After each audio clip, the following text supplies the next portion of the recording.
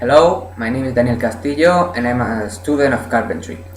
Now I'm going to show you how to build a photo frame.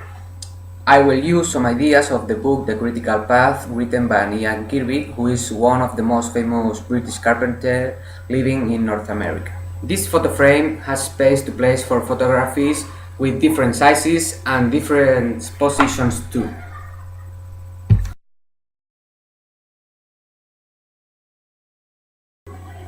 First of all, you have to decide what shape you want for your photo frame. It can be designed by yourself or can be some form which you have ever seen. I decided to make this form. Whatever it is, finally you need to be committed to paper that idea. I use an informatics software called AutoCAD in order to put real measures of the different parts which compose the frame. I recommend to bring a scale drawing as big as possible, including all measures you will need. It's important too to make a scale drawing of all the pieces apart so as to know the exactly shape of every piece. I have the example of my frame. You can see different pieces and the different shapes. Here and this other. It's a frame, the second frame, the third frame, the three frames. After the design, we have to make a cutting list, which is simply a list of all parts you need to make a project. It describes every part in terms of thickness, width and length.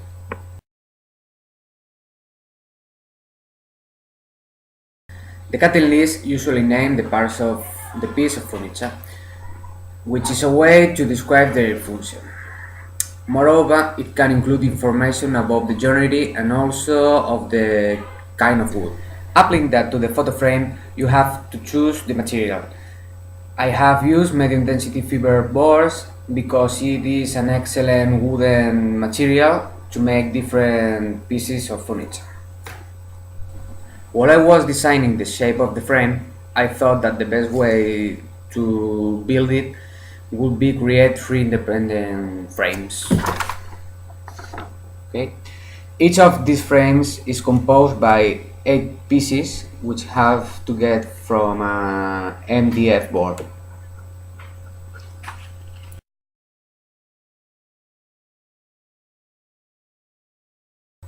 I have just finished the design and the cutting list when I started to build the photo frame.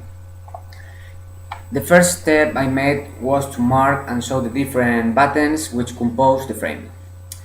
I used a sliding table saw to cut the correct width. After that, I cut the head of the buttons at 45 degrees with a meter saw in order to help the assembly.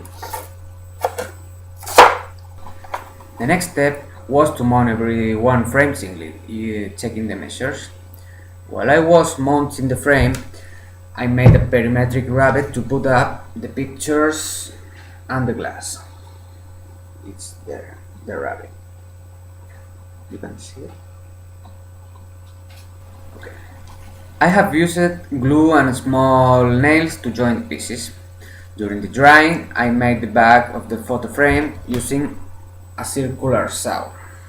The material that I have chosen to make the back is very thin, lightweight board.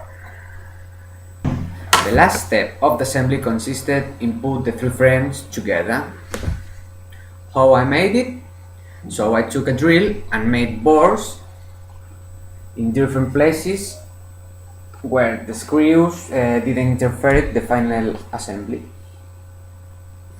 There are one. There is another screw. A part of the frame manufacturer, I have cut the glass, which is the responsible of protect the pictures. Finally, I just had to paint my photo frame with paint.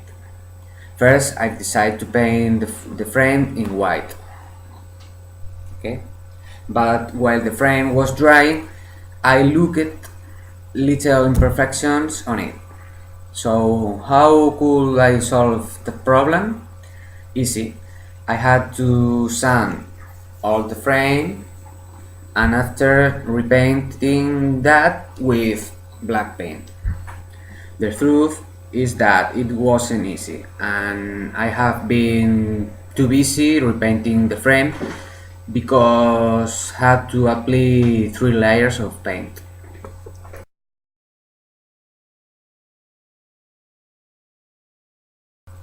We have finished.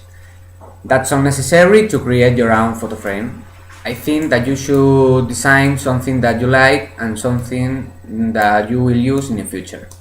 I hope you like my project and enjoy making yours. Goodbye.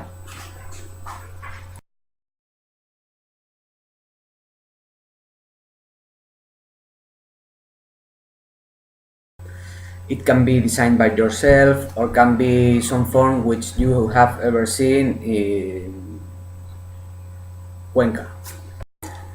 It can be designed whatever it is.